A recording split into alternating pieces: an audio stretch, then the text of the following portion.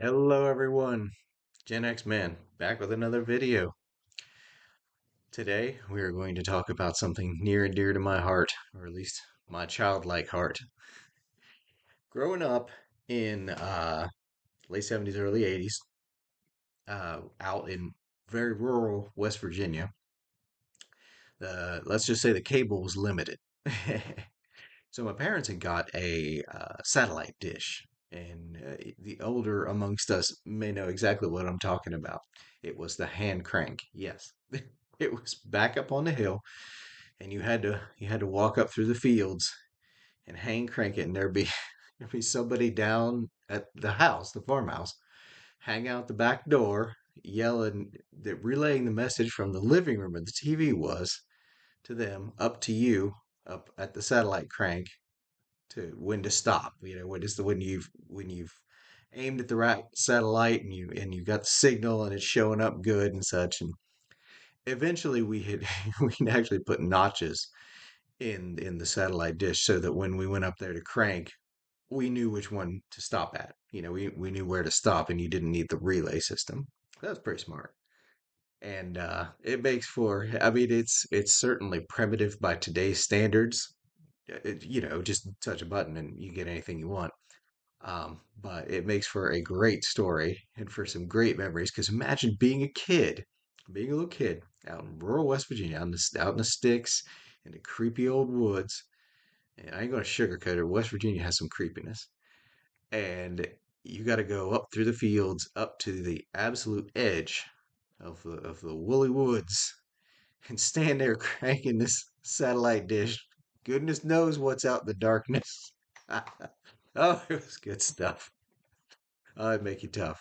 But anyway, one of the shows that we found on there and that I just absolutely loved when I could find it was somewhere out in space live the Herculoids. Whoops, we got some glare there. There we go, the Herculoids. This is the Hanna-Barbera Classic Collection. This is the original 18 episode 2 disc, and I've watched all these. They're just fantastic. One of the best shows from my childhood by far.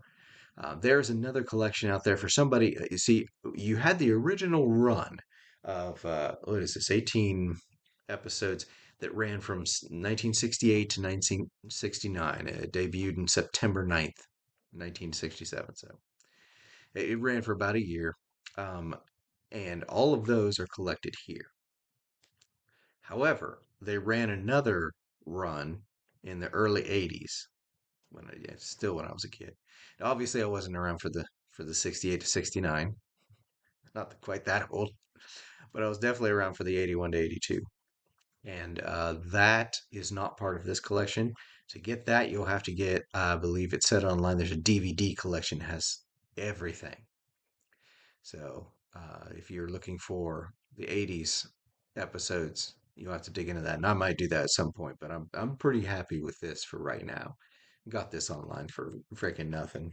I mean, well, obviously, if I own it, it probably didn't cost much to get.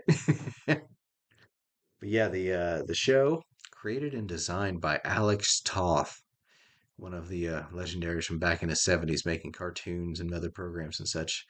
Hanna-Barbera was behind it, and I'll tell you, Hanna-Barbera was a big, big, big part of my childhood. I watched, Scooby Doo, just everything. I mean, if it was a cartoon, I would watch it. I love cartoon. To this day, I still love cartoon. The 2D animation is it for me. I just that's always been it for me. No hate. The toys with the new kids are great. That's a video by itself. I will say the kids these days have got way better toys, way better made toys than back in the days. You could argue our childhood had the tougher toys. Sure, you could throw them around the room and they wouldn't break, but articulation and detail, oh, they got our stuff beat so bad. My shelves are full of all this stuff. I mean, look at all this. Look at this. That's just like Legos and such. Yeah, you even see the rest of this, and that's just this room. It's all over. But anyway, uh, yeah, there was one of the of course they had cameos and references to the show all over, all throughout the ages. And one of my favorites is in another 2D animation title that I love, The Venture Brothers. Which, yeah, I'll touch on that at some point in this YouTube channel. But yeah, seeing the characters referenced in The Venture Brothers was just that was such a treat. I was just like, oh my God, my interests are intersecting. It's fantastic. But anyway, getting back to the show, it featured eight protagonists, I should say. We got three humans. We got Xandor, who's kind of the father figure. Think Space Tarzan, I guess would be the closest analogy to him. I'm assuming his wife Tara. I don't actually remember if he ever referred to her as his wife. I just kind of assumed that was the dynamic. Maybe I should pay more attention because the humans aren't the draw for me. The humans are very rarely ever the draw for me in any sort of media. You'll come to figure that out, the more you watch my videos. And they had a kid, Dorno. Now, when I say they had a kid, it was complicated because Dorno didn't call them mom and dad. He called them Xandor and Tara, right? Yeah, her name Tara. And he called them by their names, and I was like, was that late 70s kind of progressive thinking where, the kid referred to the parents by their names instead of mom and dad? Or was that not their kid? Because I kind of got the impression it was I don't know. If somebody knows, please post in the comments. I haven't actually seen any theories to that if explanation. So I'm curious. What on earth was the dynamic there? It was strange. But anyway, like I said, the humans were the biggest draw. The biggest draw were the creatures. You had Zoc, who was a space dragon of some kind, shot lasers out of his eyes and his tail, and he was pretty cool. You got Igu, who was a giant rock ape, gorilla, something, and he was big and slow and stupid and strong and tough, and he's just a fun character. And you had Tundro, which was like a rhinoceros with an armadillo hide over it, and he could shoot flaming rocks out of his horn.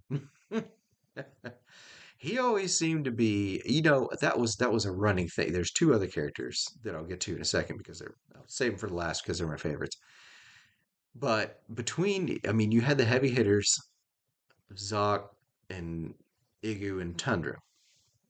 And I tell you, Zoc and Tundra always seem to be to get the better end of the stick. Like poor Igu just seems to be a beaten down character in most episodes. He falls and stuff. He gets trapped. He gets knocked silly. He gets rendered inoperable somehow. And it was just like seems like every episode they had to take Igu off the board for some reason. I felt bad for him. Yeah, it was just constantly short end of the stick. It was rough. But the best characters, the favorite character, the reason to watch the show was Gloop and Gleep. Now these things looked like in their base form, they kind of looked like uh, globs of putty or ghosts or something like that. They were very not formed, not shaped kind of thing, and they could change their shape to do anything. Think Mr. Fantastic from Fantastic Four. They could stretch and they were elastic and all that kind of stuff. And I loved them. They were all every episode they were MVP. Every episode they could take energy blasts and they seemed to withstand any level of punishment. And they could form up together and then split back apart and they're the limits of their capability was the imagination of the writer for that episode. I mean, they were absolutely OP. Like it's just, it doesn't matter what trouble the characters got into. Gloop and Gleep would get them out somehow. They were just, and they were so cute, and they had the cutest little noises and such.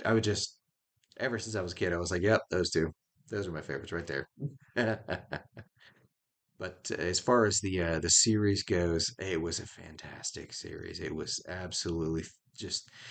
It was before the clamp down on violence in cartoons. So even though I mean it had violence, but yeah, I mean obviously it's beyond tame by today's standards. But back then, I mean, you had explosions and you had people getting roughed up and such. There wasn't blood, it wasn't gore or anything like that that I was ever aware of. But it was fun. Every time it was a fun romp that actually had action. That's what I'm trying to convey is that it had action and it wasn't neutered action. It wasn't sanitized action. Looking at you, G.I. Joe, firing 6 million rounds and not a single person gets shot. Of course, A Team, you could, I mean, the 80s, you had this media in the 70s where you were allowed to do a little bit of this stuff, even on kids shows. Like this is obviously a kid show, but as an adult, I love it too. And then you get into the 80s and they clamped down on that just so hard. You had shows, A Team, G.I. Joe, etc., etc., could not show any sort of physical conflict of any kind. I mean, they always had to get out of it by way of trickery or physical athletics or just stuff that was and it made no sense because everybody's in tanks and got guns and all this stuff, and nobody's getting hurt. Stuff might get blown up, but nobody ever got hurt. It was just, I mean, it was some with some exceptions. You'd see somebody fall over like, "Oh, I'm hurt, I'm hurt." And I'm like, "There's no blood, there's no nothing." I'm like, "Why are you hurt? And you just what? You got the flu? What's the matter?" So this was a where'd it go? There we go. This is a treat as you can see what animation was before the clampdown, and I love it for that reason. And it's a smidge more sincere. It avoids the hokiness to some degree, to a small degree. I mean, it's hokey, don't get me wrong, but it's more of an enjoyable hokey, an adventure, space adventure kind of hokey. Also, they have a little side story. They've come out with a comic like they're doing with all these properties like Dick Tracy and Space Ghost and all this such. And I have checked out both of those. And both those comics are actually really enjoyable. Some of the best out there right now. Way better than stuff a lot of the chaff the big two are churning out. So those are definitely worth checking out. I have not gotten to check out this comic book yet. My LCS here, Asylum Comics in Marietta, Ohio, is sold out. He's not 100% sure when he's going to get more. So I was like, you know what? I've been holding off on making this video it's been 2 weeks now, and I ain't going to hold off no more. So if you've had a chance to read that comic, let me know in the comments down below if it's any good, if it's worth. I mean, I'm sure it's $4 or $5. Is it worth $4 or $5 to pick that one up? And I'll go check it out and maybe report later. But as far as that goes, all those revivals just seem real good. So I would be surprised if it's not really good. But in conclusion, though, if you're a fan of the old 2D animation, especially anything from the 70s, this one's definitely worth a shot. Definitely worth some of your money. It's very enjoyable. Thoroughly thrilled that I got a copy. Always get your physical media. Digital will disappear. I guarantee you. But anyway, that's about all I got for you today. I hope everybody's having a great day. If I've put a smile on your face, or if you just enjoy the video, please give me a like. Every little bit of like helps the channel grow. And if you like this content, you want to see more, subscribe and hit the bell icon. And thank you to everybody who's stopping by, watching these videos, clicking that like button, clicking that subscribe button. Thank you so much. I know I keep saying that, and I'm probably going to keep saying that because it's my first month here on YouTube, and I am just blown away. This is so much fun, and y'all are great. But that's all I got for right now. Hope you all have a great day. Take care. I see you.